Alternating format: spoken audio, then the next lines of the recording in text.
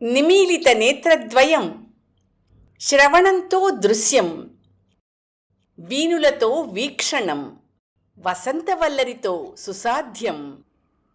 వసంతవల్లరికి స్వాగతం. ఈనాటి వసంతవల్లరిలో సుప్రసిద్ధ కథా రచయిత్రి, కేంద్ర సాహిత్య అకాడమీ అవార్డు గ్రహీత శ్రీమతి అబ్బూరి ఛాయాదేవి గారు రచించిన కథలు కొన్నింటిని వినిపిస్తాను. ముందుగా వినండి. గతాన్ని తవ్వకు.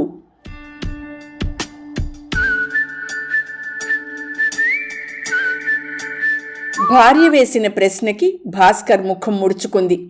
ఊరు నుంచి తెచ్చుకున్న ఉత్సాహమంతా ఉఫ్ అని ఊదినట్టు ఆరిపోయింది. అతను సాధించానన్న విజయాన్ని గడ్డిపోచ కింద తీసిపారేసినట్టయింది. తన ఉద్యోగపు పునాదుల్ని కదిలించి వేసినట్టు అనిపించింది అతనికి. అగస్త్యుడు నిజంగానే వింధ్య పర్వతాలను దాటాననడానికి, దాటే ముందు వరకు వింధ్య పర్వతాల ఎత్తు చాలా ఎక్కువగా ఉండేదన్న ఆ పురాణ కథ వాస్తవమని చెప్పడానికి నిదర్శనాలున్నాయని, వింధ్య పర్వత ప్రాంతాల్లో ఈసారి తవ్వకాల వల్ల తేలిందని కొండంత ఉత్సాహంతో వచ్చాడు ఇంటికి. తన పేరు భారత పురావస్తు శాఖ చరిత్రలో శిలాక్షరాలై నిలిచిపోతుందన్నంత విజయగర్వంతో వచ్చాడతను. అంతా విన్నాక, ఈ తవ్వకాల వల్ల, ఈ రుజువుల వల్ల ఏమిటి లాభం, గతాన్ని తవ్వితే ఏమిటి ప్రయోజనం అని అడిగింది సృజన. భాస్కర్ నిరుత్సాహపడి ముఖం ముడుచుకొని సమాధానం చెప్పకుండా ఊరుకున్నాడు.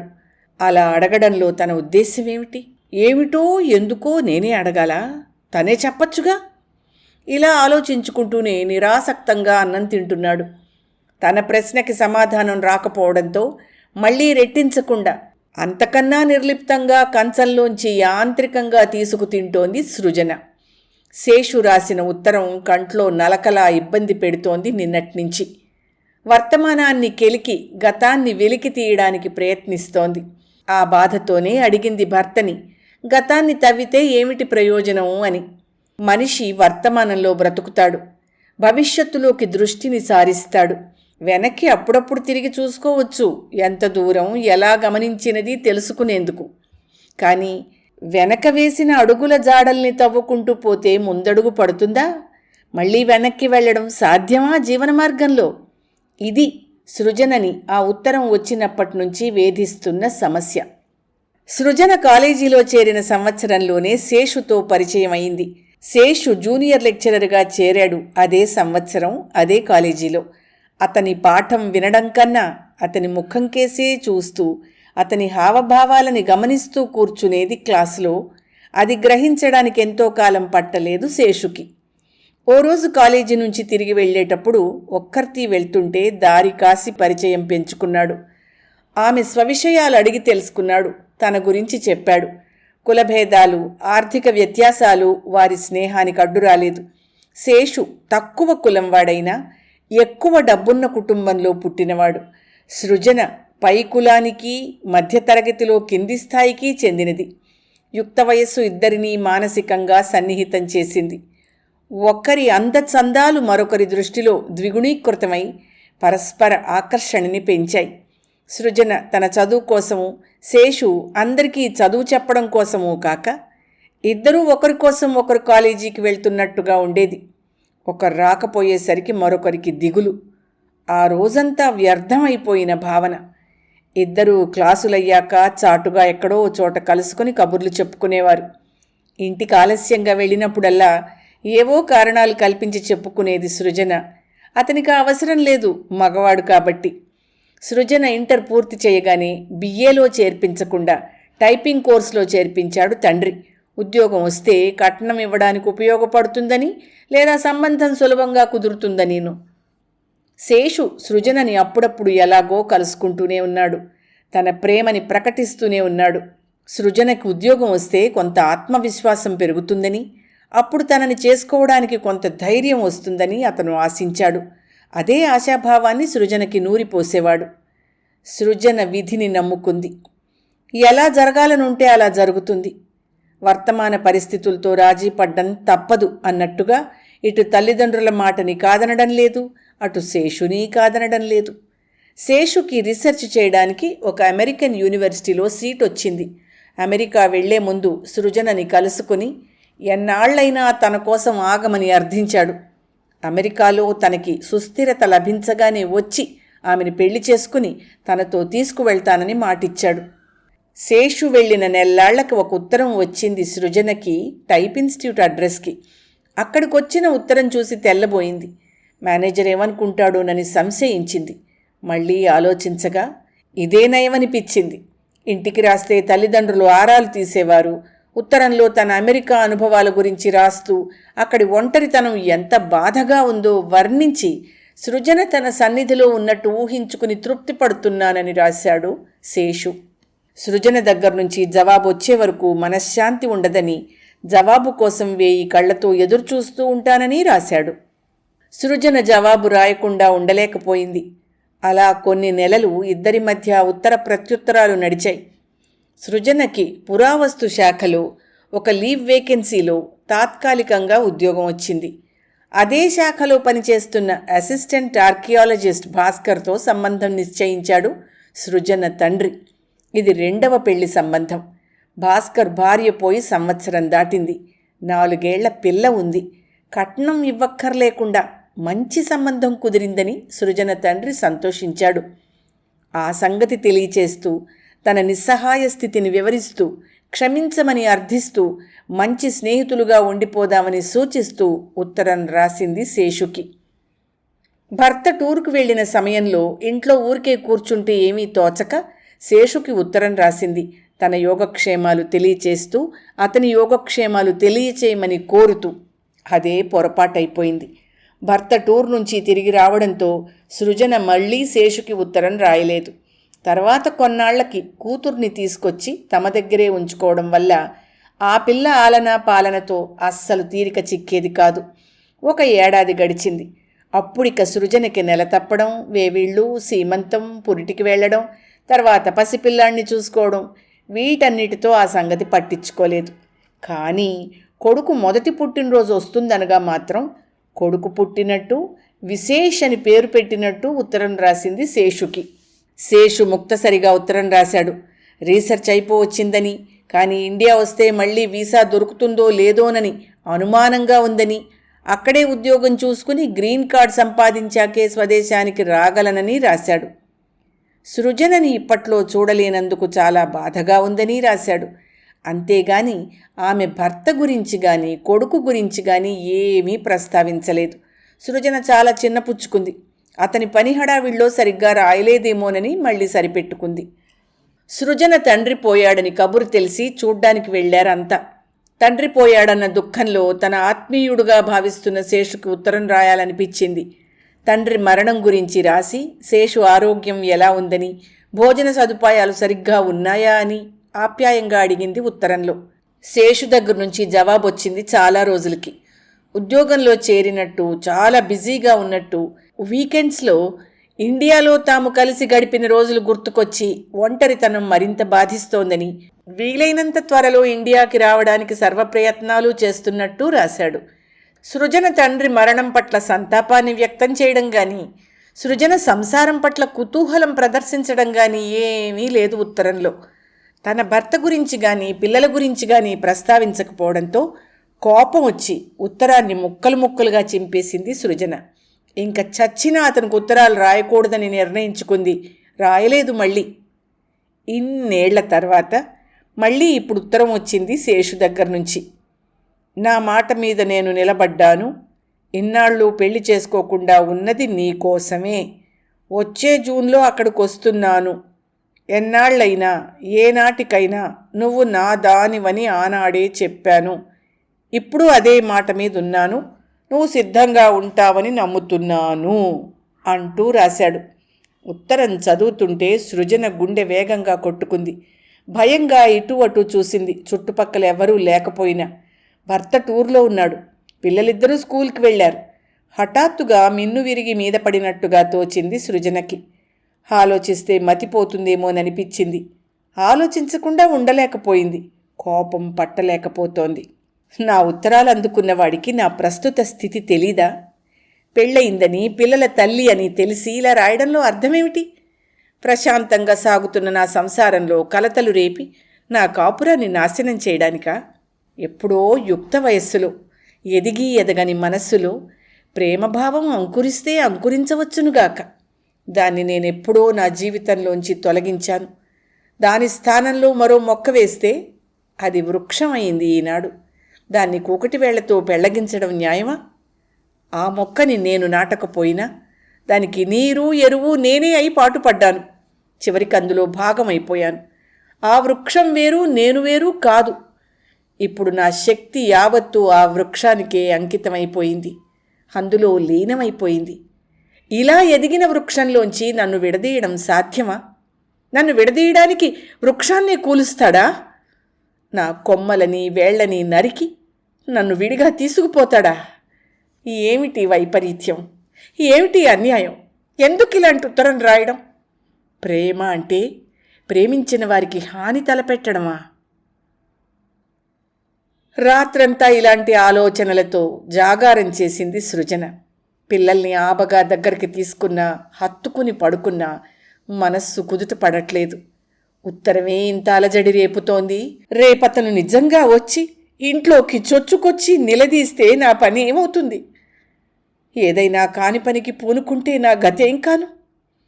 నా ప్రస్తుత వివాహ సౌధాన్ని కూలగొట్టి దానిమీద ఆనాటి ప్రేమతో మరో మందిరాన్ని నిర్మిస్తాడా?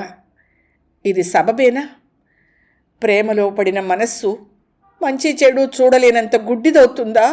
లేక మగవాడికి మొండితనం పట్టుదల ఎక్కువ? గతాన్ని తవ్వితే ఏమిటి ప్రయోజనం? ప్రస్తుతాన్ని నాశనం చెయ్యడానికి తప్ప? ఇదే ప్రశ్న వేసుకుంటోంది మనస్సులో నిన్నటి నుంచి. ఊరు నుంచి రాగానే భర్త గతాన్ని తవ్వి నిజాన్ని రుజువు చేస్తానని సగర్వంగా చెప్తుంటే సృజనకి భర్త సాధించిన విజయానికి సంతోషం కలగలేదు. పైగా ఒళ్ళు మండిపోయింది. గతాన్ని తవ్వితే ఏమిటి ప్రయోజనం అని ప్రశ్నించింది. తన ప్రశ్న విని భర్త అంతసేపు మౌనం వహించేసరికి భర్త మనస్సుకి కష్టం కలిగిందని గ్రహించింది. తక్షణం సృజనకి కర్తవ్యం స్ఫురించింది. ఊరికే అన్నానండి, సరిగ్గా భోంచీరే అంటూ కూర పచ్చడి మరి కాస్త వడ్డించింది. భర్త ఆఫీస్కి వెళ్ళాక పెద్ద పోస్ట్ ఆఫీస్కి వెళ్ళి గతాన్ని తవ్వకు అని కేబుల్ పంపింది శేషుకి.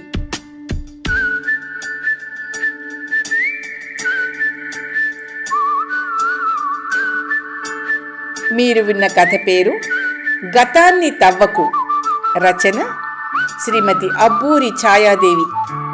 ఈ కథ 1993 జూన్ 25 నాటి ఆంధ్రజ్యోతి సచిత్ర వారపత్రికలో ప్రచురితమైంది. వసంతవల్లరిలో ఇప్పుడు వినండి శ్రీమతి అబ్బూరి ఛాయాదేవి గారిదే మరో రచన, స్థానమహిమ.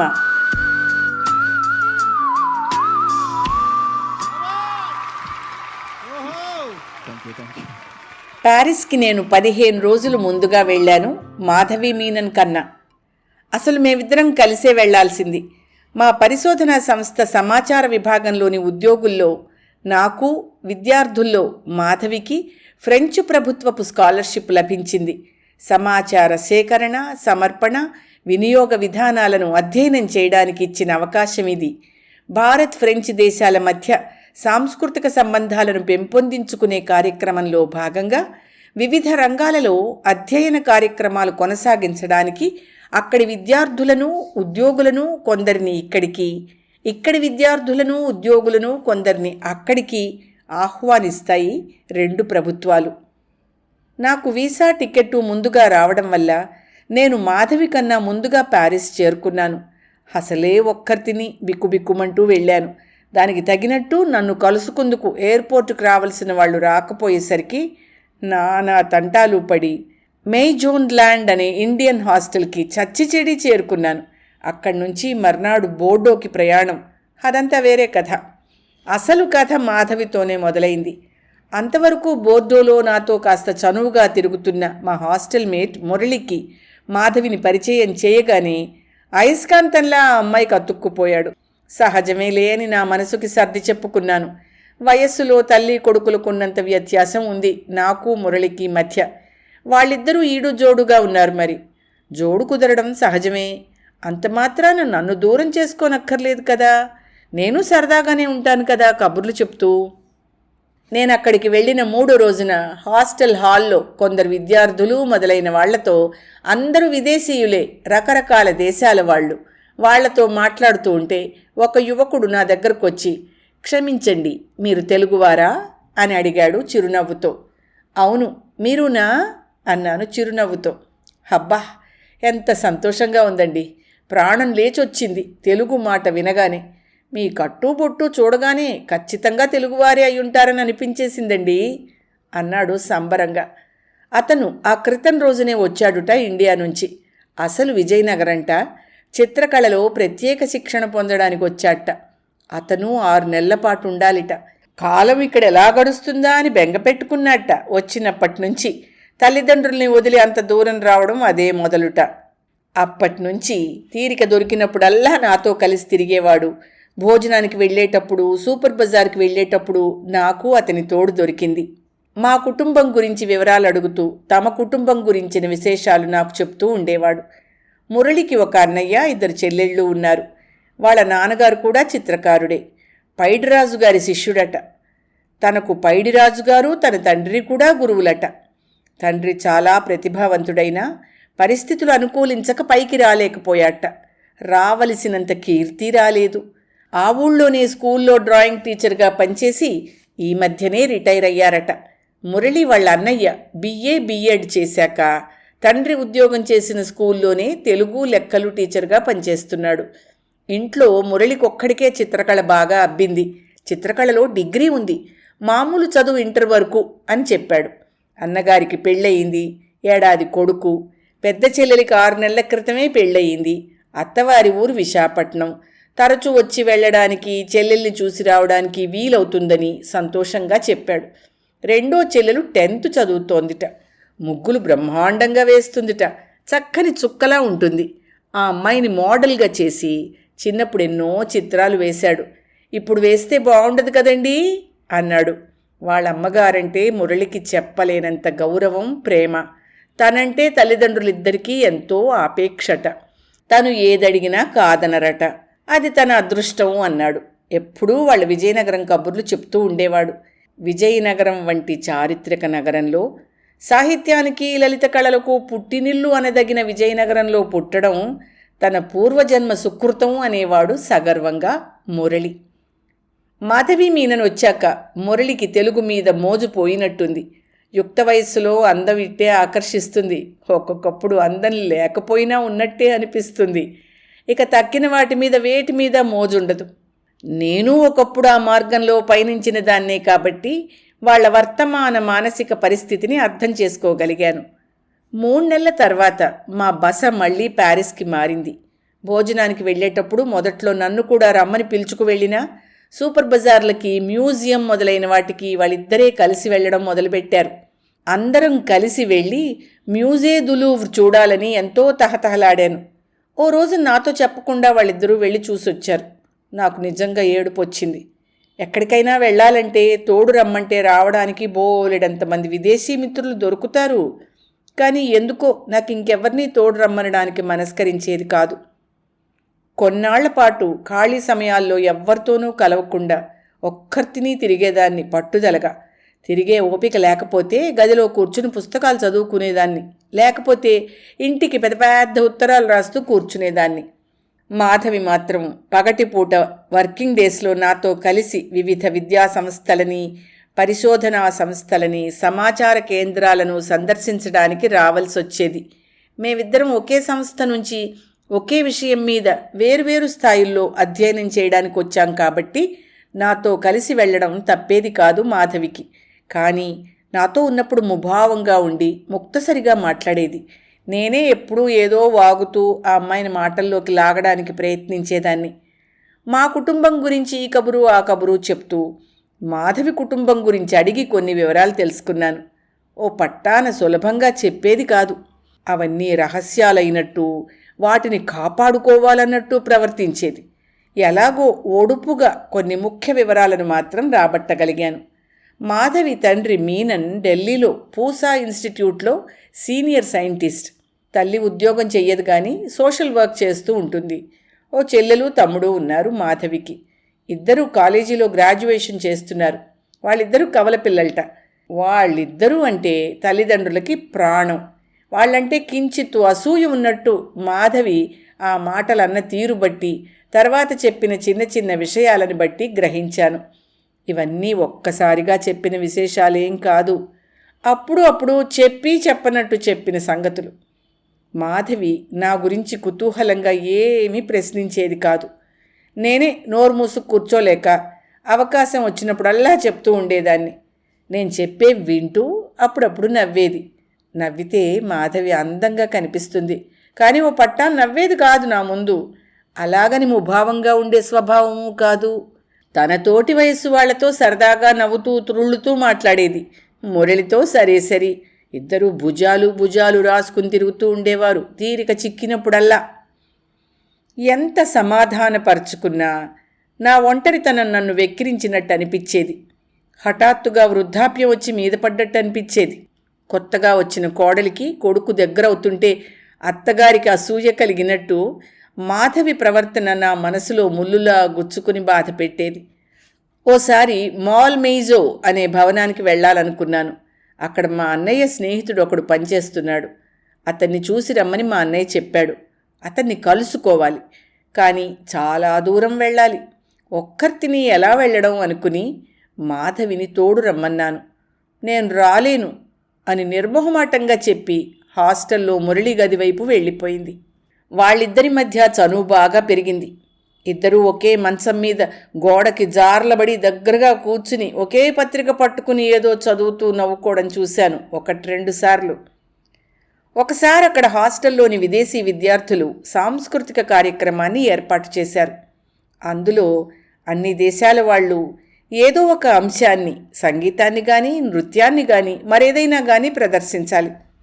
భారతదేశం నుంచి మేము 3 కాక బంగ్లాదేశ్ నుంచి ఓ కుర్రవాడు, నేపాల్ నుంచి ఒక ఆయన ఉన్నారు మా జట్టులో.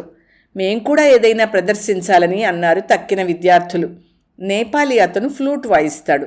నాకు ఆలోచన వచ్చింది. మాధవి చేత గొల్లభామ వేషం వేయించి నేపథ్యంలో ఫ్లూట్ వాయిస్తూ ఉంటే మాధవి చేత స్టేజ్ మీద రాధలా అభినయం చేయిస్తే బాగుంటుంది అని తోచింది. మాధవిని బతిమాలి చచ్చి చెడి ఒప్పించాను. మధురానగరిలో అనే పాటకి తగినట్టు అభినయం ఎలా చెయ్యాలో నేను చెప్తానన్నాను. చిన్నప్పటి నుంచి ఎన్నోసార్లు విన్నది కన్నది బాగా గుర్తుండడం వల్ల. స్టేజ్ మీద వెనక గోడకి పెద్ద బ్లాక్ బోర్డు ఉంది. దానిపైన మురళి ఒక ప్రకృతి దృశ్యాన్ని రంగుల చాక్ పీసెస్తో చిత్రించాడు. నేను బంగ్లాదేశ్ కుర్రాడు ఒక పట్టుచీరని 2 మడతలు వేసి ఇటొకరు అటొకరం పట్టుకుని రాధవేషం వేసిన మాధవికి అడ్డుగా పెట్టి, రాధ స్టేజ్ మీదకొచ్చాక చీర అడ్డు తొలగించి మేం తప్పుకున్నాం. ఫ్లూట్ వాయించడం ప్రారంభమైంది. రాధ కనిపించగానే ప్రేక్షకులు కరతాళ ధ్వనులు చేశారు. మాధవి పెద్ద పెద్ద కళ్ళని ఇటూ అటూ తిప్పుతూ కాళ్ళు చేతులు వయ్యారంగా ఆడిస్తూ మధ్య మధ్య మురళి ఊదుతున్నట్టు అభినయించేసరికి అర్థం కాకపోయినా అందరూ ముగ్ధులైపోయారు. ఒకటే చప్పట్లు. ఎప్పుడూ పోనీటైల్ వేసుకుని పంజాబీ డ్రెస్లోనూ జీన్స్లోనూ తిరిగే ఆ అమ్మాయి అలా చక్కగా చీర కట్టుకుని, నా చీరే, జడ వేసుకుని, బొట్టు పెట్టుకుని, గాజులు గొలుసు నావే వేసుకుంటే ఎంతో చూడముచ్చట గొలిపింది. నాకు చాలా ఆనందం కలిగింది. అంత అందమైన అమ్మాయిని నేనే సృష్టించినట్టు. కార్యక్రమం తర్వాత మాధవిని అందరూ ఒకటే అభినందించడం. ఆ ఉత్సాహంలో తర్వాత అందరం కలిసి భోంచేస్తున్నప్పుడు నేను మాధవిని పొగుడుతూ, సత్యజిత్ రాయ్ లాంటి వాళ్ళ సినిమాల్లో హీరోయిన్గా వేస్తే బాగా నప్పుతావు అన్నాను. హో నో అంది మాధవి సిగ్గుపడుతూ. అంతలోనే మురళి, నో మేడం, అలాంటి మాట ఎప్పుడూ అనకండి అన్నాడు గంభీరంగా మొహం పెట్టి. నేను తెల్లబోయినట్టు చూశాను, ఏమనాలో తెలియక. మురళి తన పక్క కుర్చీలో కూర్చున్న మాధవి భుజాల చుట్టూ పొదువుకున్నట్టు చెయ్యి వేసి, మాధవి అటువంటి రంగంలో ప్రవేశించడం అన్న ఊహ కూడా నేను భరించలేను అన్నాడు. మాధవి ఏమీ మాట్లాడకుండా గువ్వపిట్టలా అతని చేతిలో ఒదిగిపోయింది. అబ్బో, వ్యవహారం చాలా దూరం వెళ్ళిందే అనుకున్నాను. ఇప్పట్నుంచి అతను అమ్మాయి మీద అంత పెత్తనం చెలాయిస్తుంటే నాకు ఒళ్ళు మండి వాదనలోకి దిగాను. తప్పేముంది? సత్యజిత్ రాయ్ లాంటి వాళ్ళ సినిమాలను చూసి ఆనందిస్తాం, ఓహో అని నటీనటులను మెచ్చుకుంటాం. అందులో హీరోయిన్గా వేస్తే తప్పే ఉంది. ఆ స్త్రీని చిన్నచూపు చూడడం ఏం న్యాయం అన్నాను. నిశ్శబ్దంగా తినడం పూర్తి చేసి, సారీ మేడం, ఇంకా విషయమై నేను చర్చించదలుచుకోలేదు అంటూ కుర్చీలోంచి లేచి, కమాన్ మాధవి అన్నాడు. మాధవి వెంటనే లేచి బాయ్ అంటూ నాకేసో చూపు విసిరేసి అతన్ని అనుసరించింది. అప్పటినుంచి మాధవి మానసికంగా నాకెంత దూరమైందో అతనికి అంత దగ్గరైంది అనిపించింది. 6 నెలల సహవాసం. ఆఖరి రోజుల్లో వాళ్ళు చిలకా గోరింకల్లా తిరిగారు. నేను ఉద్యోగధర్మంగా వచ్చాను కాబట్టి నా అధ్యయనం గురించి వివరంగా రిపోర్ట్ రాసి మా సంస్థ అధికారులకి సమర్పించాలి. మాధవికి ఆ బాధ లేదు. విద్యార్థిని కాబట్టి అటువంటి బాధ్యత లేదు. దీనికి పరీక్షలు కూడా ఉండవు. నా రిపోర్టు తయారు చేసుకోవడంలో నన్ను ఒంటరితనం బాధించలేదు. వాళ్ల గురించి పట్టించుకునే ఆసక్తి లేదు, తీరిక లేదు. రోజులు ఇట్టే గడిచిపోయాయనిపించింది వాళ్ళకి నాకు కూడా, కారణాలు వేరైనా. ఇండియాకి తిరిగి వచ్చాక ఇంటి పనుల్లోనూ ఉద్యోగ బాధ్యతల్లోనూ మునిగిపోయాను. అయినా ఓసారి మా ఇంట్లో ఇచ్చిన పార్టీకి మాధవిని కూడా పిలవాలి అనుకున్నాను. కానీ ఆ సమయానికి తను ఊళ్ళో లేదని తెలిసింది. తర్వాత నాకు తీరిక చిక్కలేదు. మాధవి నాకు అరుదుగా కనిపించేది, అది కూడా దూరం నుంచి హాయ్ అంటూ.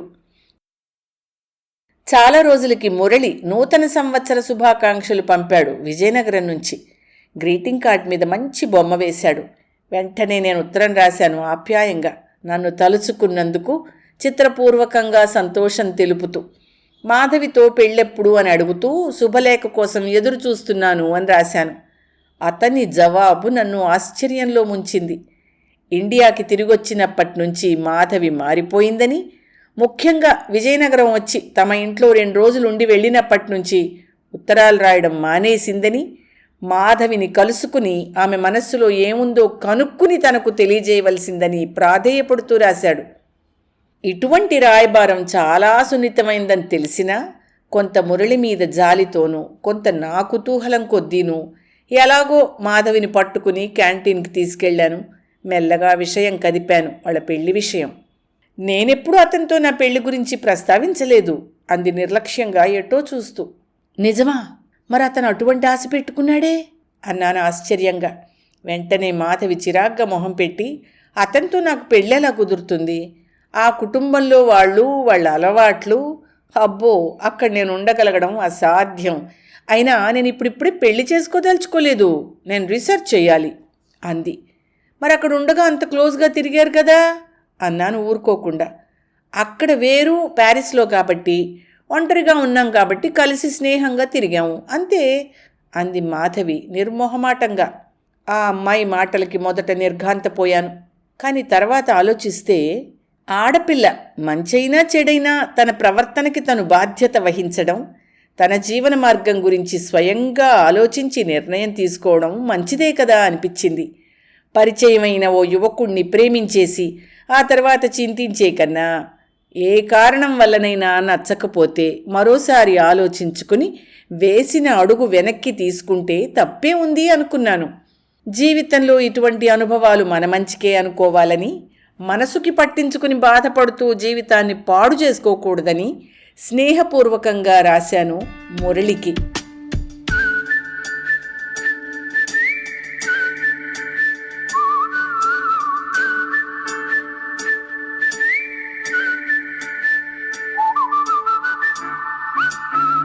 మీరు విన్న కథ పేరు స్థానమహిమ.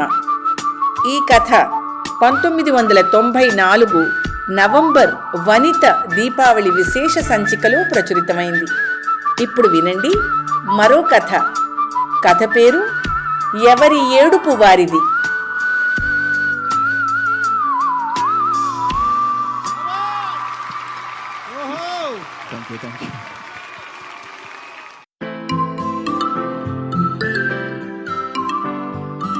భోరుమని ఏడవలేదు నేను. కళ్ళ నీళ్లు కుక్కుకున్నాను. మధ్య మధ్య రుమాలతో కళ్ళు తుడుచుకున్నాను. నా మేనకోడలు నన్ను గట్టిగా పట్టుకుని గుండెలు పగిలేలా ఏడుస్తుంటే దాన్ని నేనే ఓదార్చాను. నాకు మొదటి నుంచి, అంటే చిన్నప్పుడు మా బామ్మ చావు చూసినప్పటి నుంచి ఆశ్చర్యంగా ఉండేది. ఆ పరామర్శకొచ్చిన వాళ్ళు అంత చేటుగా ఎలా ఏడుస్తారా అని. మా బామ్మ పోతే నాకు అయ్యో పాపం అనిపించిందే కానీ కళ్ళమట నీళ్లు రాలేదు. అంతవరకు మంచాన పడి ఉన్న ఆవిడికి నానా చాకిరీ చేయలేక అప్పుడప్పుడు విసుక్కున్న ఆ అమ్మ కూడా మధ్య మధ్య ముక్కు చీత్తూ ఏడుస్తుంటే నాకు నిజంగానే ఆశ్చర్యం వేసింది. బామ్మ ఎప్పుడు పోతుందా అని ఎదురు చూసిన ఇంటిల్లిపాది పనివాళ్లతో సహా కళ్ళనీళ్లు పెట్టుకున్నారు శవం వెడుతుంటే. అలా కళ్ళనీళ్ళు ఎలా వస్తాయో మొదటిసారిగా నాకు అర్థమైంది. చాలా కాలం క్రితం మా వారి స్నేహితుడి భార్య హఠాత్తుగా ఒళ్ళు కాలి చచ్చిపోయినప్పుడు ఆవిడికిద్దరు చిన్నపిల్లలు. వాళ్ళని పట్టుకుని ఆవిడ అత్తగారు భోరుమని ఏడుస్తోంది, ఏమిటేమిటో గుర్తు తెచ్చుకుంటూ. నాకు కళ్ళమ్మట నీళ్లు గిర్రునే తిరిగాయి. నేనే ఇలా అయితే అమ్మ, నాన్నగారు, అత్తగారు, మామగారు ఎవ్వరూ దగ్గర లేకుండా అన్న ఆలోచన వచ్చేసరికి కన్నీళ్లు ఉబికి వచ్చాయి. నన్ను ఆ స్థితిలో ఊహించుకుంటే దుఃఖం వచ్చింది. ఎప్పుడో ఒక మహానటి అలాంటిదే చెప్పింది. గ్లిజరిన్ లేకుండా అంత గొప్పగా ఏడుస్తూ ఎలా నటించగలుగుతారు అని ఒక విలేకరి అడిగితే, ఈ స్థితిలో నేనే ఉంటే, ఇది నాకే జరిగితే అనే ఊహ తెచ్చుకుంటే చాలు, కన్నీళ్లు వాటంతట అవే వస్తాయి అని సునాయాసంగా నవ్వుతూ సమాధానం చెప్పింది. తత్వజ్ఞానులు చెప్పేది కూడా నేను, నాది, నాకు అనుకోవడమే దుఃఖానికి మూల కారణం అని కదా. నాకిదొక పరిశోధనాంశం అయిపోయింది. ఎవరిని పరామర్శ చేయడానికి వెళ్ళినా అక్కడ ఎవరెవరు ఎలా ఏడుపు మొహాలు పెడుతున్నారో, ఎలా ఏడుస్తున్నారో, ఏమేం మాట్లాడుతున్నారో అన్నీ గమనించడం ఒక అలవాటైపోయింది. అంతేకాదు, మరణంతో పరిచయం, సాన్నిహిత్యం ఏర్పడినట్టయి నాకు దగ్గరనుకున్న వాళ్ళందరిలో ఎవరు పోతే నాకెలా అనిపిస్తుందో ఊహించుకునేదాన్ని. అనాలోచితంగానే, అప్రయత్నంగానే అటువంటి ఆలోచనలు వచ్చేవి. దాంతో మరణం ఒక నిత్య వాస్తవంలా తోచేది. దానికి తోడు కృష్ణమూర్తి గారి జిడ్డు కొంత వంటబట్టి మరణం అన్నా ఒంటరితనం అన్నా భయం పోయి అవగాహన ఎక్కువైంది.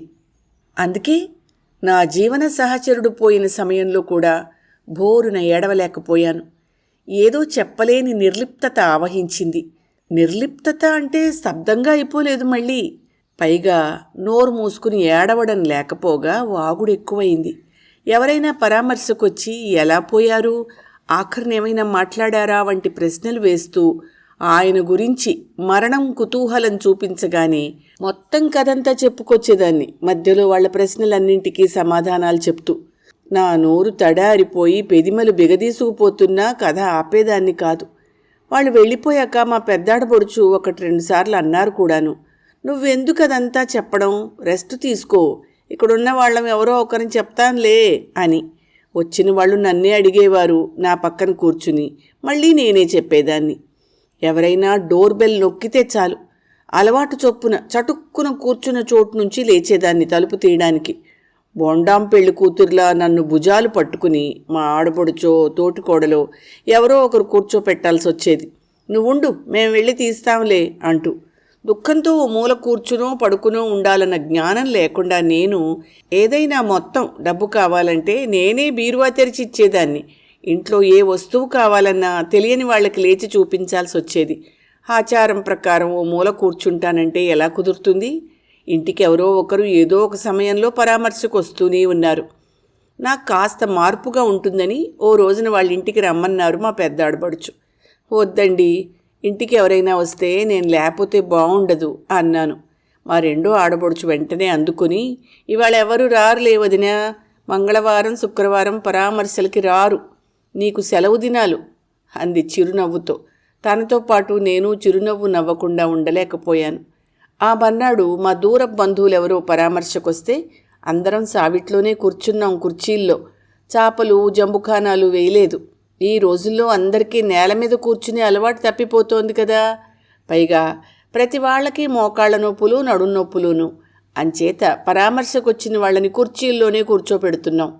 నాకు నడుం నొప్పేగా. నేను తఖ్తు మీదో కుర్చీలోనో కూర్చునే మాట్లాడుతున్నాను. ఆ సమయంలో ఒక ఆయన ఎవడో వచ్చాడు పరామర్శకి. ఆయన ఎవడో నాకు తెలీదు. మా వాళ్ళెవ్వరికీ తెలిసిన ఆయన కాదని తెలుస్తోంది వాళ్ళ మొహాలు చూస్తే. మేమెవరం కూర్చోమనకుండానే గుమ్మం దగ్గరే ఉన్న ఓ కుర్చీని బర్రును ముందుకి లాక్కుని కూర్చున్నాడు. నన్ను గుర్తుపట్టలేదా? నేను భీమారావుని అన్నాడు. నేను తలెత్తి తెల్లబోయినట్టు చూశాను.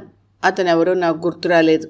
నేను భీమారావుని, చిన్నప్పుడు మనం కలిసి చదువుకున్నాంగా అన్నాడు పెద్ద గొంతుతో. ఆ గొంతుకి ఆ అన్న తీరుకి నాకు సిగ్గనిపించింది. సారీ, గుర్తులేదండి అన్నాను నసుగుతూ. అదేమిటి, గుర్తులేకపోవడం ఏమిటి, అలా ఎలా మర్చిపోయావు అన్నాడు. ఆ ఏకవచన ప్రయోగానికి గతుక్కుమన్నాను. మా ఆడబొడుచులు ఇతర బంధువులు ఏమనుకున్నారో అన్నట్టు ఓ క్షణం వాళ్ల వైపు చూసి తల వంచుకున్నాను, ఏమనాలో తెలియక. వాళ్ళంతా ఎలా కలగజేసుకోవాలో తెలియనట్టు మౌనంగా చూస్తున్నారు. పోనీ రాధ గుర్తుందా అన్నాడు మళ్ళీ. ఏ రాధ అన్నాను సందేహంగా. 2 రాధలుండేవారు నా స్నేహితురాళ్ళు. ఒకళ్ళు హై స్కూల్లోనూ ఒకళ్ళు కాలేజీలోనూ. అదే, రాధనే మర్చిపోతే ఇక నేనేం గుర్తుంటాను అని దీర్ఘం తీశాడు. ఇదెక్కడి మేళన్రా బాబు అనుకుని నిస్సహాయంగా చూశాను మా ఆడబడుచుల వైపు. నాకేమీ తెలియదన్నట్టు. వాళ్ళు అతని వాలకం గ్రహించి నవ్వు ఆపుకుంటున్నట్టు చెప్తున్నాయి వాళ్ళ ముఖాలు. నేను నవ్వలేను, మింగలేను. ఏమిటి, మీ ఆయన ఆసుపత్రిలో పోయాటగా? ఏం జబ్బు చేసిపోయాడేమిటి అన్నాడు. ఆ మోటు ప్రశ్నకి సమాధానం వివరంగా చెప్పబుద్ధి కాలేదు. అసలు జవాబే చెప్పబుద్ధి కాలేదు. తలొంచుకున్నాను. మొదటిసారిగా దుఃఖంతో నా గొంతు పూడుకుపోయిందనుకున్నారేమో మా వాళ్ళు. మా మరిది కలగజేసుకుని చెప్పాడు వ్యాధి ఏమిటో. అన్నాడు మూలిగినట్టు. కాసేపు నిశ్శబ్దంగా ఇటు అటు చూశాడు. మీ ఆయన ఏవో పుస్తకాలు రాశాటగా, ఏమైనా అమ్ముడుపోయాయా అన్నాడు. అతని నోట్లో ఎన్ని పళ్ళు ఊడిపోయాయో చూచాయగా కనిపించింది అతను ఆ ప్రశ్న అడుగుతున్నప్పుడు. ఆ ప్రశ్నకు నాకు నవ్వాలో ఏడవాలో అర్థం కాలేదు. ఇన్ని చావులు పరామర్శలు చూశాను, కానీ ఇటువంటి పరామర్శ అనుభవంలోకి రావడం ఇదే. ఈ శాల్తీని ఎలా వదిలించుకోవడమా అని ఆలోచనలో పడిపోయి నేను మాట్లాడలేదు. మా మరిదే ఏదో యథోచితంగా సమాధానం చెప్పాడు. ఎలాగైనా నన్ను మాటల్లో పెట్టాలన్నట్టు, పోనీ హైమవతి గుర్తుందా అని అడిగాడు. అన్నట్టు తలూపాను, ఏమంటాడో చూద్దామని. ఇంకా పెళ్లి కాలేదు తెలుసా అన్నాడు. నేను బుర్ర అడ్డంగా ఊపాను, తెలియదన్నట్టు. అసలేమైందంటే అంటూ ఏదో గ్రంథం విప్పబోతుంటే అదృష్టవశాత్తు ఎవరో మిత్రులు వచ్చారు పరామర్శకి. దాంతో అతనికి లేవక తప్పలేదు. బతుకు జీవుడా అనుకున్నాను. ఆ రాత్రి పడుకోబోయే ముందు అతని మాటల్ని తలుచుకుంటూ అందరం ఒకటే నవ్వు. అంత నవ్వులోనూ మళ్ళీ ఎప్పుడైనా వస్తాడేమోనన్న భయం నా మనసులో మెదిలింది. 2వ నెలంతా పరామర్శలు దాదాపు లేవనే చెప్పాలి. ఇంతకు ముందొచ్చిన బంధుమిత్రులే కొందరొచ్చి పలకరించిపోతూ ఉండేవారు. మొదటి నెలలో చూడకపోతే 3వ నెలలో తప్ప పరామర్శకి వెళ్ళకూడదన్న ఆచారం ఇంకా చాలామంది పాటిస్తున్నారన్న విషయం తెలిసొచ్చింది. కొన్నాళ్లు పోయాక అంతా సర్దుమణిగి నేను ఒంటరి జీవితానికి అలవాటు పడుతున్న సమయంలో ఒక సాయంత్రం 6 ఆ ప్రాంతాల్లో ఆ భీమారావు మళ్ళీ వచ్చాడు. తలుపు తీశాక లోపలికి రమ్మనకుండా ఎలా ఉండడం? ఇదివరకులాగే గుమ్మం దగ్గరున్న సీట్లోనే కూర్చున్నాడు.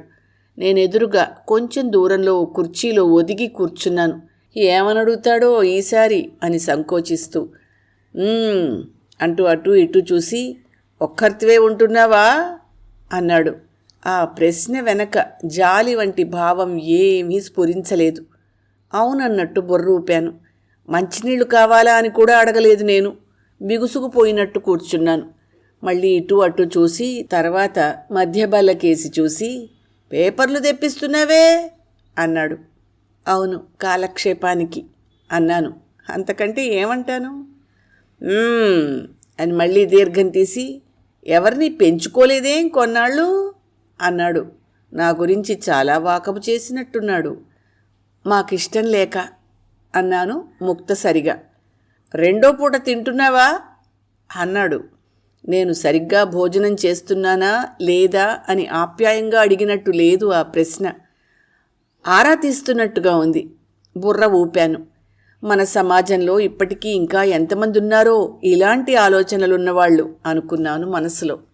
హాల్లో ఉన్న తఖ్తు కేసి చూస్తూ, సావిట్లో మంచం ఎందుకేసావు అన్నాడు. క్షణం సేపు నిర్ఘాంతపోయాను ఆ ప్రశ్నకి. నేను సమాధానం చెప్పేలోపే అతనే, ఓహో, మార్వాడి వాళ్లల్లా పొడుగు తలగడాలు కూడా వేశావే అన్నాడు అదో రకపు చిరునవ్వుతో. నేను మాట్లాడలేదు. అలా 2 నిమిషాలు నిశ్శబ్దం పాటించేసరికి ఇక లాభం లేదనుకున్నాడేమో. లేచి నించుని సరే వెళ్ళొస్తా మరి అన్నాడు. మంచిది అని తలుపు వేసుకున్నాను. ఈ మధ్య ఇంట్లో వెనకవైపు గది అద్దెకిచ్చాక అక్కడున్న సామాను తక్కిన గదుల్లో సర్దాల్సొచ్చింది. ఇంకో పడుకునే పెద్ద బల్లుంటే దాన్ని తీసుకొచ్చి ముందు హాల్లో వేసి దానిమీద కూడా దుప్పటి దిళ్ళు వేశాను అందంగా. వేస్తున్నప్పుడు అనుమానం వచ్చింది, ఈసారి మళ్ళీ ఆ భీమారావు వస్తే రెండో మంచం కూడా వేశావే అంటాడేమో అని ఆలోచన రాగానే అతన్ని ఏడిపిస్తున్నట్టు అనిపించి నవ్వొచ్చింది నాకు.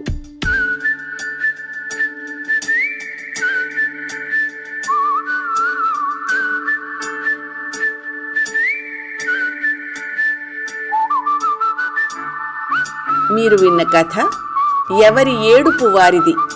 ఈ కథ 1995 సంవత్సరం జనవరి 4వ తేదీ ఆంధ్రప్రభ సచిత్ర వారపత్రికలో ప్రచురితమైంది.